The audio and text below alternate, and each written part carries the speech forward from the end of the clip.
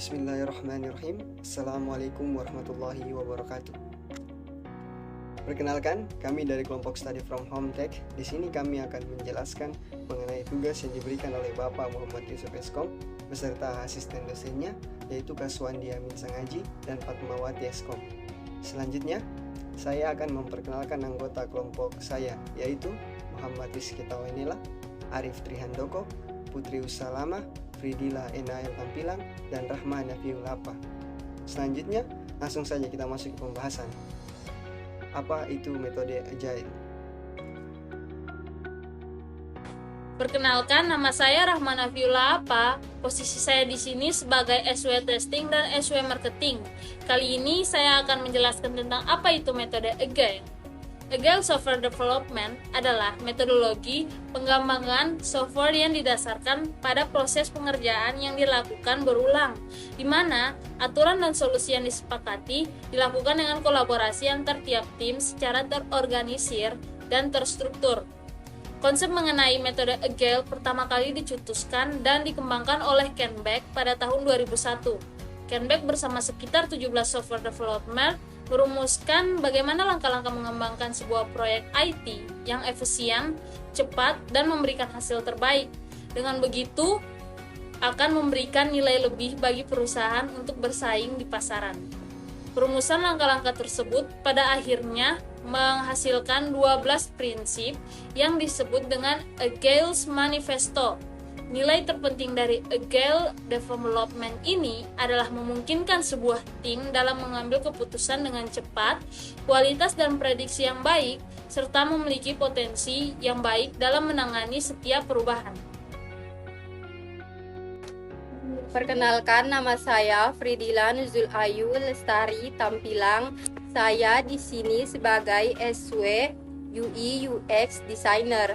Di sini saya akan menjelaskan tentang tujuan Agile.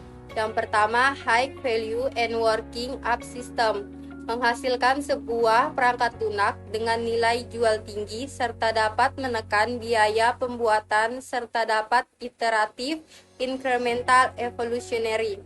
Model pengembangan yang dilakukan secara berulang-ulang dan dapat mengalami perubahan apabila diperlukan. Yang kedua, Cost Control and Value Driven Development.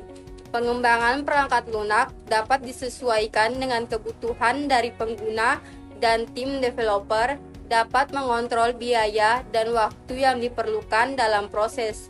Yang ketiga, High Quality Production. Kualitas produk perangkat lunak tetap terjaga dengan baik meskipun dengan waktu dan biaya terbatas. Yang keempat, Flexible and Risk Management. Pertemuan dengan klien dapat dilakukan kapanpun sehingga fungsionalitas dari perangkat lunak dapat terjaga dan meminimalisir terjadinya kesalahan pada program maupun produk collaboration. Tim pengembang untuk mendiskusikan feedback yang diberikan oleh klien sehingga perlu adanya komunikasi dan koordinasi yang baik antar tim developer. Yang kelima, self-organizing, self-managing teams. Pengembang diberikan akses untuk memanajemen sendiri urusan software development. Yang kedua, saya akan menjelaskan tentang langkah-langkah Agile. 1. Perencanaan. Tim developer dan klien membuat rencana tentang kebutuhan dari perangkat lunak yang akan dibuat. 2. Implementasi. Programmer melakukan pengkodean perangkat lunak. Yang ketiga, tes perangkat lunak dites oleh bagian kontrol kualitas agar bug yang ditemukan bisa segera diperbaiki dan kualitas perangkat lunak terjaga. 4. Dokumentasi. Untuk mempermudah proses maintenance ke depannya. 5. Deployment. Menguji kualitas sistem. Setelah sistem memenuhi syarat, maka perangkat lunak siap di deployment. 6. Pemeliharaan yang dilakukan secara berkala.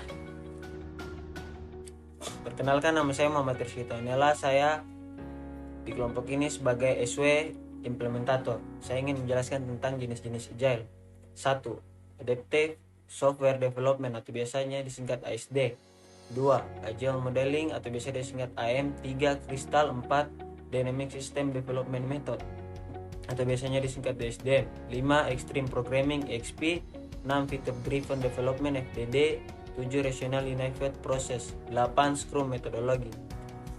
Saya ingin menjelaskan tentang kelebihan Agile. 1. Pembangunan sistem dibuat lebih cepat. 2. Meningkatkan kepuasan kepada user. 3. Mengurangi risiko kegagalan implementasi software dalam non-teknis. 4. Jika pada saat pembangunan sistem terjadi kegagalan, kerugian dalam segi materi relatif kecil. Dan inilah kekurangan Agile. 1. Kurang siap dalam menghadapi beberapa perubahan. 2. Hasil akan kurang maksimal apabila tim sulit menyesuaikan dengan waktu pekerjaan yang cepat. 4. Rencana awal dapat berubah sewaktu-waktu. 5. Jadwal yang tak menentu.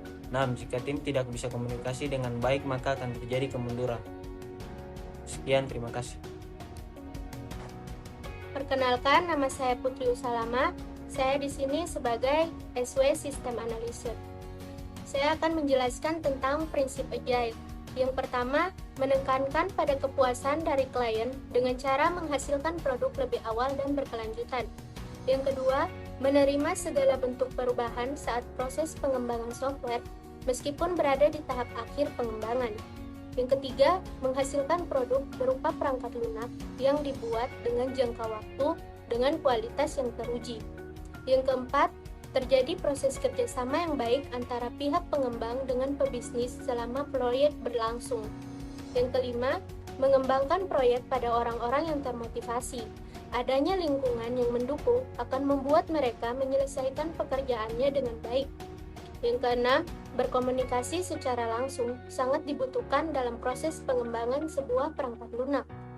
Yang ketujuh, software yang bekerja dengan baik adalah ukuran utama sebuah kemajuan proyek IT.